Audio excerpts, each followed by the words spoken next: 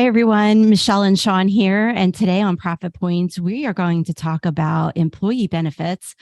And we have clients that have been in business, let's say for a while, and they've been operating on their own. And now they're starting to grow and they're maybe growing fast. And they are trying to decide how they want to bring on new people. And one of the things that they always bring up to us is employee benefits. And exactly what is employee benefits? What constitute a benefit to an employee? And are they required to offer them? Yeah. We talk to a lot of clients about, what is the requirement for that? And we're going to start digging into what employee benefits are. Yeah. When, as a business, it's a hard job market. You want to attract and retain employees, and outside of salary, employee benefits is a way to differentiate yourself from the competition, to, you know, uh, be able to, like I said, attract and retain employees. Yeah, because it's really difficult to, not only do you need to keep people, you need to pay them well, and they are looking for benefits. Health insurance and things of that nature are pretty expensive, and a lot of people are needing those benefits to help get supplemented sometimes, or get a better plan. Yeah, and it's difficult for a small business to be able to offer uh, benefits because of the cost, and a lot of the rules around Mm-hmm. these. Mm-hmm. It's not just offering the benefit and not having all these, a written plan, or all these different types of requirements that are out there. So Mm-hmm. the more you can offer these to employees and adapt them into your business, the better you can Mm-hmm. attract new employees. Yeah. So let's get into what is an employee benefit, because it's more than just health insurance. Let's talk Yeah. about some examples of what an employee benefit might be. Yeah. So, I mean, the top one people think about is, the health and dental Dental. benefits. They can also come in the form of, a health insurance with a health savings account. If Mm, you're you have to have a high deductible health insurance plan. But there's retirement plan benefits like a 401k, life insurance, outside of, normal benefit plans, but offering vacation time and that's an added sick benefit pay. that many people are really, I know, really want, is the ability to have the time off that they need, especially if their lives are busy with kids or they have other obligations. Being able to get paid while, they have this, a stable job, Yeah, I mean, and paid have that time. time off. Yeah, everyone wants paid time off. It's Of it's course. it's it's it's it's great for work-life balance. It's great for employee morale, employee mental health. Mm-hmm. You need to be able to have that ability to take time off for Mm-hmm. whatever Mm-hmm. vacation, Yeah. appointments, doctor's appointments, kids doctor's appointments. There's a It lot can of get stuff. out of control. Yeah. And Yeah. and I think the flexibility too is a type of employee benefit, having your work environment be flexible is something that is become more and more important to the younger work staff, and the worker. And it just is needed more so now. People want to be able to do their work, not necessarily 9 to 5. Right, exactly. I mean, if you have a business that allows people to work from home, or have a flexible work schedule, like I said, not 9 to 5, or Yeah, um, obviously you have to go with what your business requires Yeah, because of exactly. Yeah. if Like you're a if you have, retail store, you're not going to necessarily be able to, have everyone just come in when they want. right, exactly, exactly. Yeah. And I mean, it has to fit your mode of business, but there are other ways to help incentivize and provide benefits, even if you can't offer the kind of a flexible work schedule or work from home type of environment, right? There's people, a lot of employers offer some sort of an educational reimbursement plan.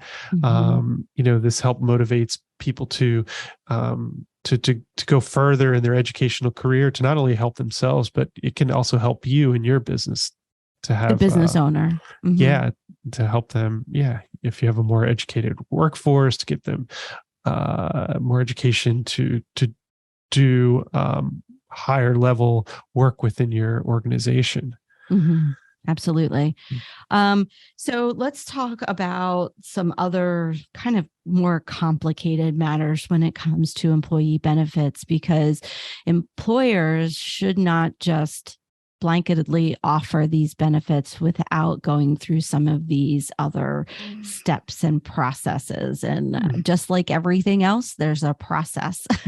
So let's talk about what some of that is. Well, the first thing you want to think about is, what is the tax treatment of benefits? And, if you're paying for benefits, are they going to be taxable to your employees? And, basically all benefits are taxable unless there's a provision in the law that excludes it from income to the employee or offers a deferral. So yeah, a lot of people don't want to hear that, though, do they? They want to be like, oh my gosh, I don't want my employee to be taxed for their health insurance. Well, of course not. But let's get this process in place and this provision in place for you. And what is that provision? So an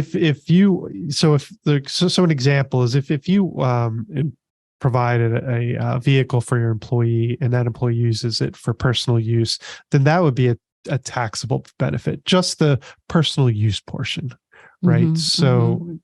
They would have to include that in their income. When an employer contributes to a retirement plan, that's a deferred tax benefit because you don't pay tax on that until you take it out in retirement. And then an excluded benefit that's not subject to tax is if you, as an employer, pay for a portion of your employee's health insurance. So those are kind of a couple examples of those different. But all of these things need some sort of written policy or written plan in order for them to be treated the way that they're treated, right? Yeah. There's basically two categories. A cafeteria plan is where a number of benefits fall under, where you have a written plan that includes these pieces. Some examples are like a 401k plan, health and health benefits, dental insurance. Those types of things fall under a cafeteria plan, and that allows some of these benefits to be non-taxable to you or deferred tax, like in the form of employer. So you mean non-taxable to the employee? To the employee, right. So, and any contributions to those, for instance, let's say your portion of the health insurance is $500. This written plan, cafeteria plan, allows the contribution to that health insurance premium to be not taxable for federal income tax purposes. Right. So every state is a little different as well. Yeah. So you as the employee don't pay tax on what you pay towards your health insurance, and what the employer pays is also not taxable to you as the employee. Right. And the employer, you get a tax deduction for that contribution. Right.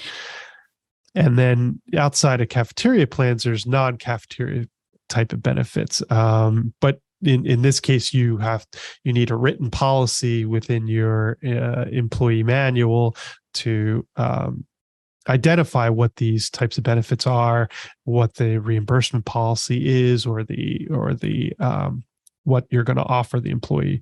Some examples are educational assistance, employer provided cell phone or vehicles, those types of, there's many more, but reimbursements of certain things like cell phones and meals, business meals and things of that nature can all fall under that. You want that written plan because that enables the employee to get reimbursed for what they put out for these types of expenses, and not get subject to income taxes for those.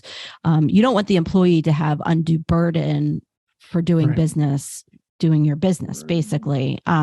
So these plans help, one, you reimburse them without them being subject to income taxes on that money. And then also, you're able to take those as business expenses because they're an expense of yours. So you'll want to make sure that you're taking those expenses as your own business expenses as reimbursements. Right. And it establishes parameters around which, the employee has to follow, the certain rules as to, how they're going to get reimbursed, what they have to provide as far as evidence, the timeliness of all of that stuff, and the extent to which they're being reimbursed. I mean, you don't want to have an open-ended policy and where they can incur so many expenses and there's no cap to that. Yeah, exactly. And also, like one of the examples is employee discounts. So if you're, what is the discount that you're offering for, your business? Is it, a certain amount percentage or certain percentage off of the goods you sell, or a dollar amount per meal that you provide if you're like a restaurant, that kind of thing. So when an employer is talking about these benefits, they may have, I've had instances where they've come to me and said, well, I need to give health insurance to this one employee. And I said, okay, well, who else do you have on your staff? And they'll say, well, I have, Sue and Jane and Tom. And I said, well, you have to also be able to provide the health insurance to them as well, if they are qualified. And so let's talk about, what that means, because there's rules around how you can offer benefits. If you're offering benefits to one person, what does that look like for your other staff? Yeah. So, generally you can't discriminate between, business owners and high paid individuals in your organization versus the rest of your employees. So, the IRS doesn't look kindly on that. So there are rules around that. So generally, if you offer benefits to all your employees, then everybody can receive tax favored treatment in these. So you're the business owners, the higher paid employees, and all the way down to you kind of lower paid employees. Everybody is offered these benefits. Everybody can participate. So you want to understand the discrimination rules, because there's different discrimination rules based on different types of benefits. Yeah. So a good example is, you may have a 401k plan or some sort of retirement plan, but in order to participate, you have to reach a certain number of working hours or considered to be full time. There are different rules set up. You have to be of a certain age. There are definitely rules for each type of benefit that you want to be sure that you're following. That if you have somebody, let's say, that only works for you for maybe 5 hours a month, they're not going to have the same benefits as somebody who may be full-time. Right. Exactly. And so I don't want to say it's discriminatory, but it's that the very part-time person doesn't meet the rules of that benefit. And so although it is in a way discriminatory, it's just that there's a rule set for that benefit. Yeah, exactly. I mean, there are ways to discriminate in within certain types of benefits, but there is a baseline generally where you can't discriminate in certain areas, or you have to meet a certain baseline before you can discriminate. So we don't. These rules are complicated. Yes, and absolutely. we don't want to go into the excruciating detail on all this, but it can get very dry. Just understand that if you're offering benefits, there may be some rules around what you have to do and who you have to offer them to. Yeah, absolutely. And, again, consider these items when you're thinking about the retention of your employees and attracting your employees. They've become more and more important. And so we always, suggest that you review the types of things that you want to do. Now, one last thing that I know I'd like to mention is that when you are a small business owner, you may not be required to offer any of these types of benefits.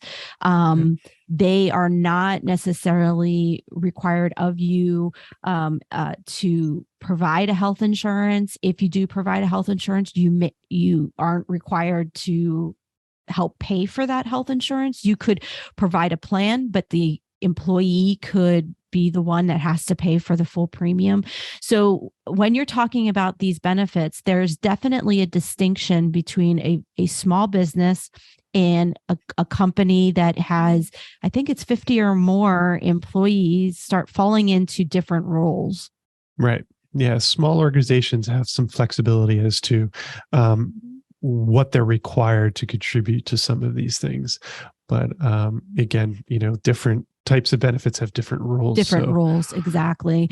But what I'm saying is really you may decide that you do not want to offer a retirement plan, or the retirement plan that you offer does not require some sort of matching component where it keeps your cost very low.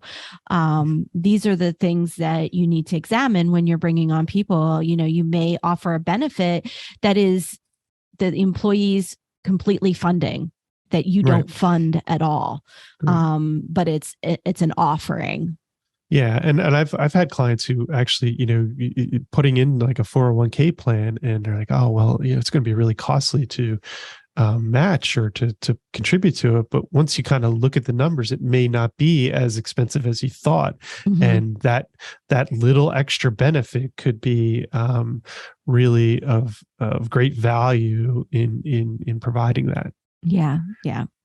So we thank you for joining us today on Profit Points. We dig into some of these things a little bit more detail in our course, Up-Level Your Small Business IQ, which is ideal for an independent contractor, self-employed individual, or a small business owner. And we thank you for joining us today, and we look forward to seeing you next time. Take care, everyone. Bye.